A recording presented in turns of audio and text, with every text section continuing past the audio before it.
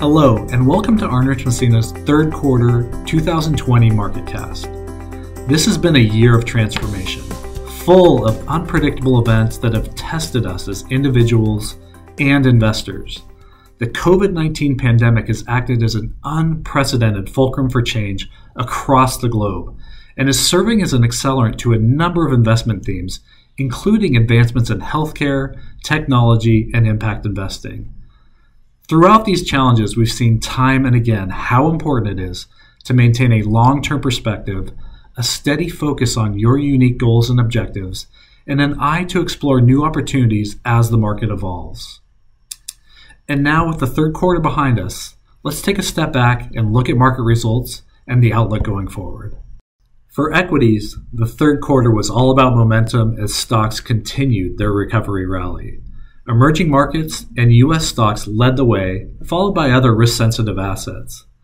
As the markets rebounded, safe haven demand for the U.S. dollar declined, and this helped lift international stocks and bonds. As for U.S. bonds, the leader throughout the first half of the year, the third quarter was steady with modest returns. To get a feel for where the economy is going, let's look at the composite leading indicator, which is based on a number of forward-looking statistics. Here we can see that the outlook for the major economies continued to improve during the third quarter. We expect that the U.S. economy will grow at about 4% next year, which is a really big improvement over this year's negative 4.6% decline. And while we expect the economy to recover, the recent crisis has taken a serious toll on U.S. interest rates. The yield on the 10-year U.S. Treasury ended September at 0.7%. Unfortunately, a yield of 0.7% is a double-edged sword.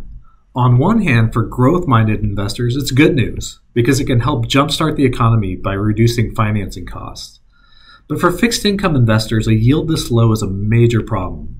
With the Federal Reserve targeting 2% average inflation, there's a serious risk that treasuries and other bonds are going to lose a lot of their purchasing power to inflation.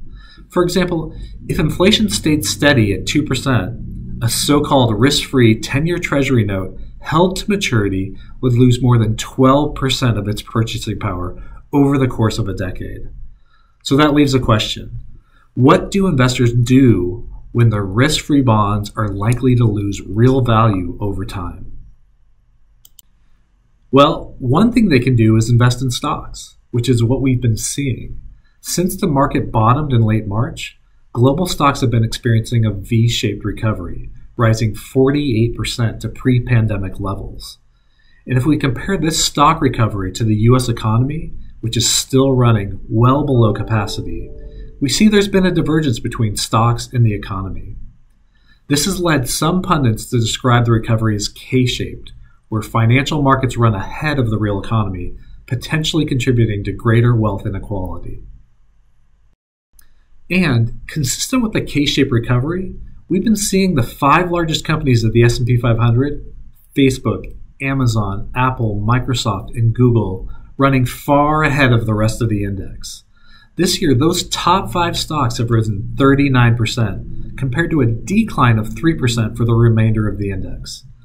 This has led to a situation where those top 5 stocks are now fairly expensive, priced at an average price-to-sales ratio of 7.3, far above the 2.1 average for the rest of the index.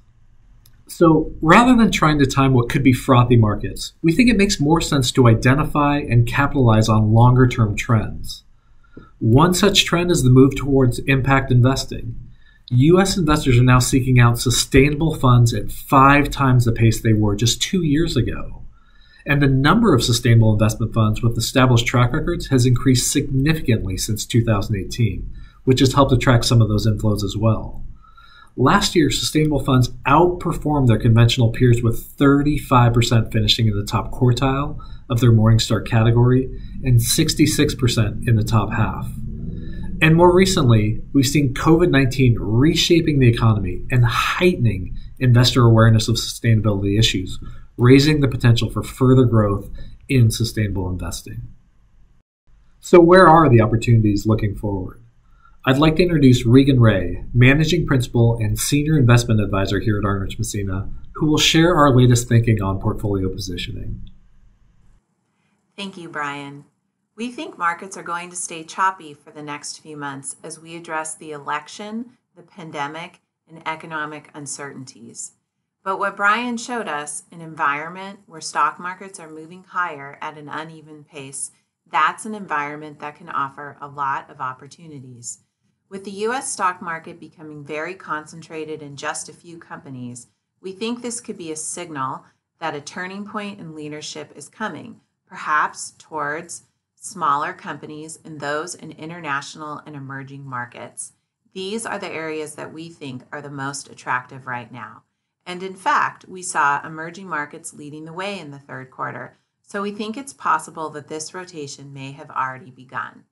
Now, regarding the bond part of the portfolio, we're seeing some very low yields.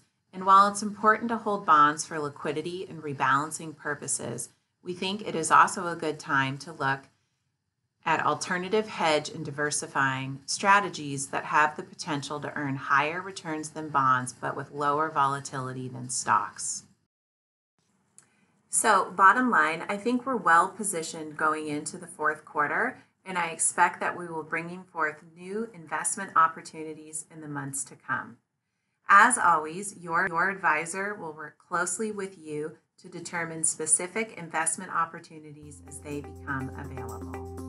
If you haven't done so already, I encourage you to check out Arnerich Massena's new website and blog, and be on the lookout for our holiday giving guide coming out in November. Thank you for joining us